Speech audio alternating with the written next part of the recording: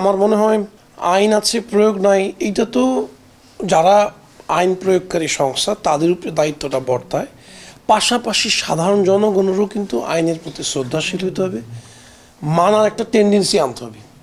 কারণ সব কিছু তো আইন প্রণেতারা করতে পারবে না, সব কিছু আইন প্রণেতারা আমি তো জানিও না কোথায় আইনের ভঙ্গন ব্রিজটা হচ্ছে। হ্যাঁ, তো এইটা সমষ্টিগতভাবে সবার আইনটাকে মেনে চলার একটা টেন্ডেন্সি আসতে হবে।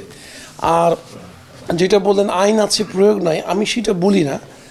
আইনের আওতায় পড়ে গেলে অনেক বড় বড় খুব বড় জনদেরও, মানে যারা অনেক ক্ষমতাধর, তারাও কিন্তু কোনো না কোনো সময় বিচারের আওতায় পড়ে এবং এক সময় দেখা যায় যে তাদের কোনো না কোনো অন্যায়ের কারণে বিচারের সম্মুখীন হয়েছেন এবং আলটিমেটলি কিন্তু একটা আপনার বিচার কায়েম হয়েছে। আমরা আগেও দেখিয়েছি অনেক বড় বড় মানুষ যাদের বিচারের আওতায় আনাই সম্ভব হচ্ছিল না, আলটিমেটলি চলে আসছেন। তো যারাই, সেটা ছোট হোক আর বড় হোক, যারাই ভাবছেন যে আইনের হাত ছোট, আমি বলি সেরকম না, আইন আছে।